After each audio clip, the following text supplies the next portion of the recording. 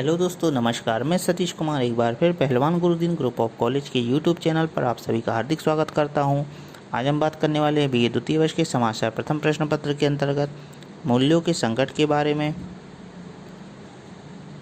तो अगर अभी तक आपने हमारा चैनल सब्सक्राइब नहीं किया है तो कृपया चैनल सब्सक्राइब करें, लाइक करें, कमेंट करें, शेयर करें और नीचे दिए गए बेल आइकन को क्लिक करना ना भूलें ताकि नई नई वीडियोज़ की नोटिफिकेशन आप तक आसानी से पहुँच सके। आइए दोस्तों शुरू करते हैं। मूल्यों का संकट सामाजिक विघटन का एक प्रमुख कारण है। मूल्य संकट वह घटना है जो सुचारू रूप से चलने वाली रीति रिवाजों, प्रथा परंपराओं, नियमों, उपनियमों, शांति एवं व्यवस्था आदि के पालन एवं संचालन में बाधा पैदा करती है। मूल्यों के बिना सामाजिक संगठन का अस्तित्व ना के बराबर है, क्योंकि जब मूल्य विविध होते हैं तो समाज में विघटित हो जाता है। मूल्यों के संकट के फलस्वरूप भारतीय समाज में अनेक समस्याएं उपस्थित हो गई हैं, जैसे निर्धनता, बेरोजगारी, भिक्षावृत्ति, सांप्रदायिकता, अलगाववाद, आतंकवाद, तस्करी, कालाबाजारी, राजनीतिक व्यभिचार, देशद्रोहिता, युवा असंतोष, महिलाओं के विरुद्ध अपराध, शारीरिक मानसिक व्याधियाँ आदि। भारतीय समाज में मूल्यों के संकट में सामाजिक, पारिवारिक, सामुदायिक, सांस्कृतिक एवं व्यक्तिगत विघटन को बढ़ावा है। इसके कारण समाज में रूढ़ियों और संस्थाओं में संघर्ष होने लगे हैं। विवाह के पवित्र संबंध और बंधन टूटने लगते हैं। संयुक्त परिवार प्रायः नष्ट हो जाते हैं। व्यक्तिवादिता और भौतिकतावाद बढ़ता जा रहा है। समाज एवं परिवार में असहयोग व असहिष्णुता की भावना जागृत होती जा रही है। मूल्यों का पतन विघटन का सूचक प्रतीत होने लगा है।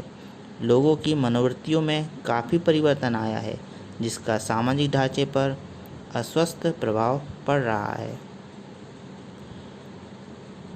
प्राचीन रूढ़ियाँ और आदर्शों के प्रति आस्था कम होने लगी है।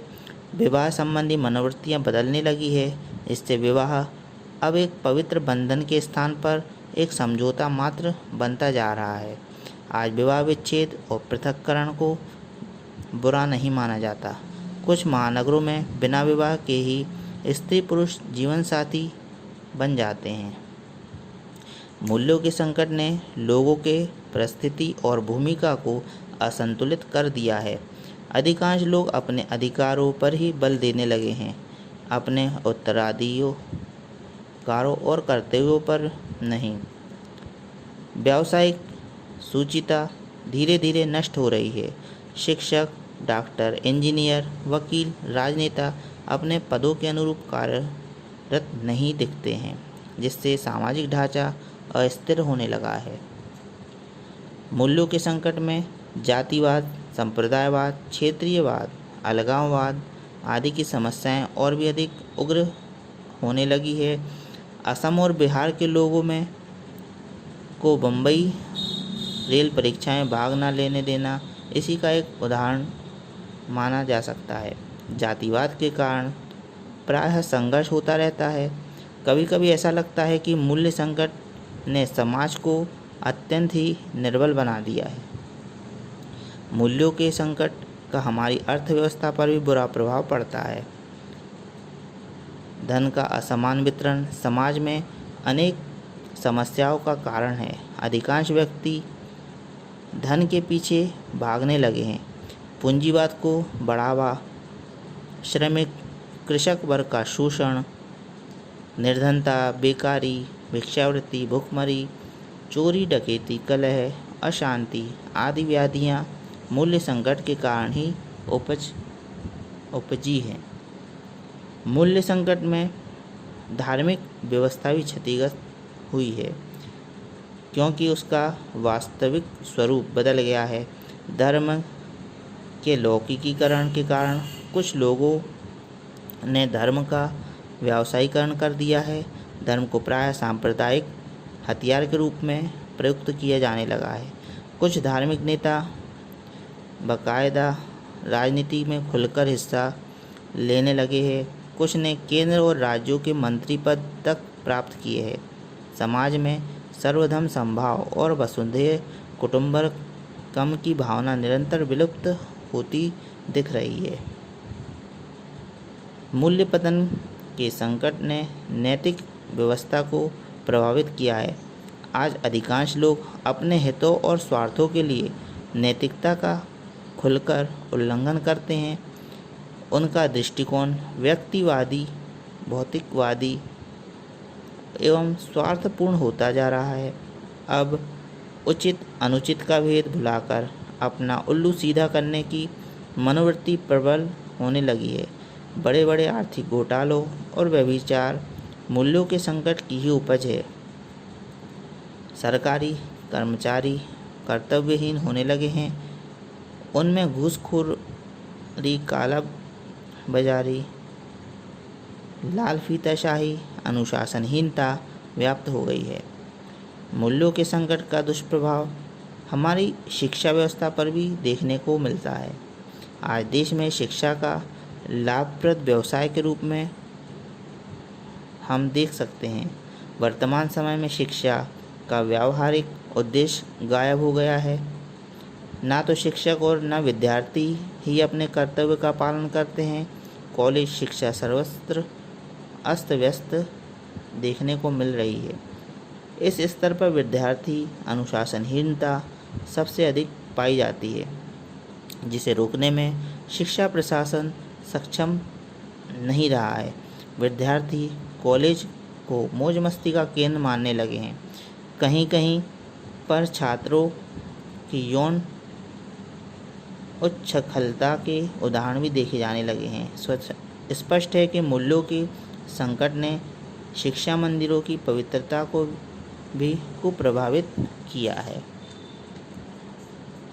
मूल्य संकट ने पारिवारिक व्यवस्था भी प्रभावित की है।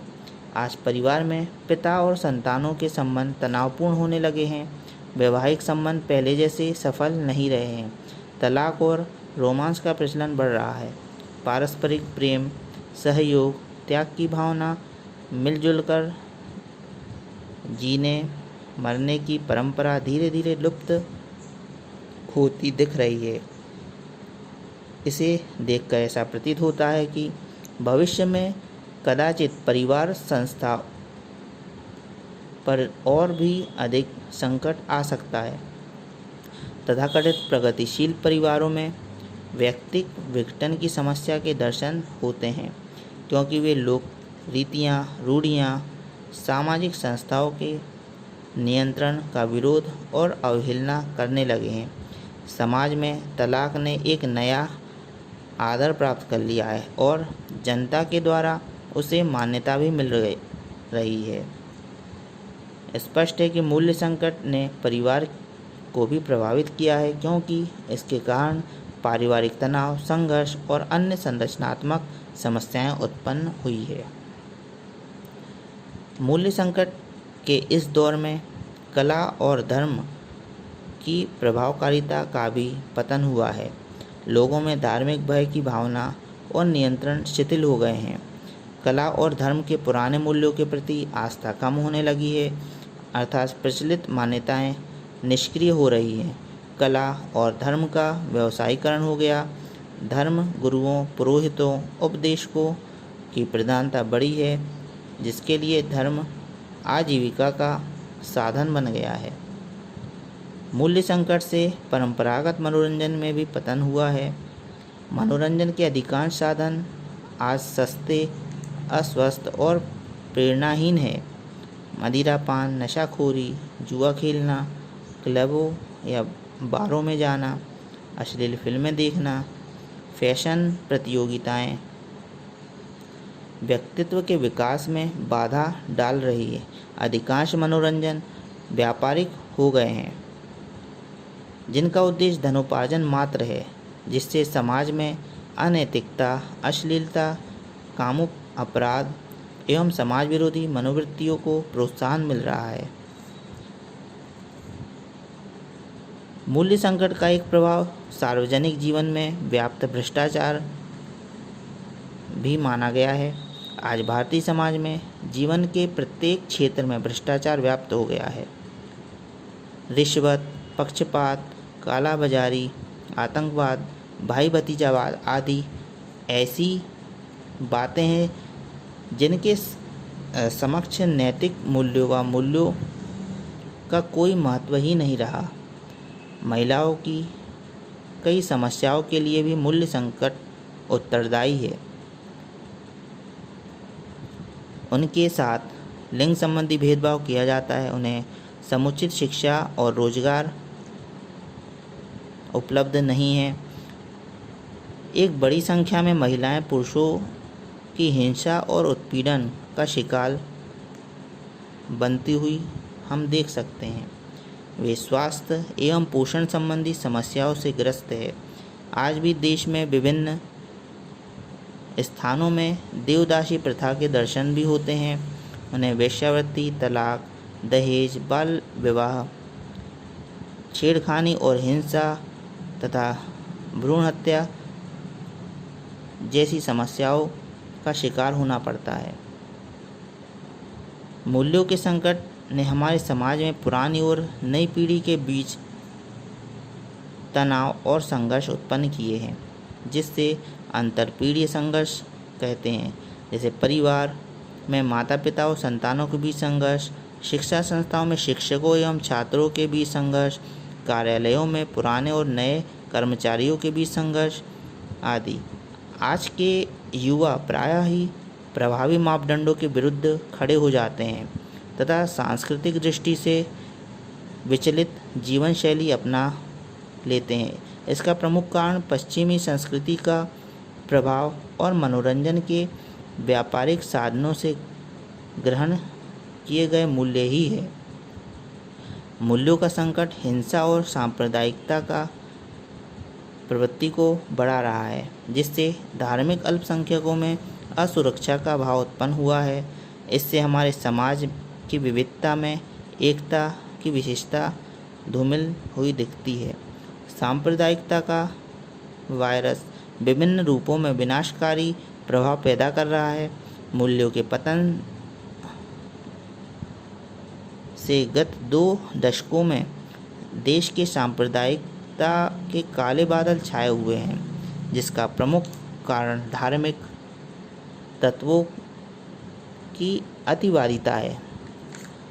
सांप्रदायिकता का सबसे अधिक उग्र रूप हिंदू मुसलमान समुदायों में पाया जाता है। अतीत में हिंदू मुसलमान के नाम पर देश का बंटवारा तक किया जा चुका है।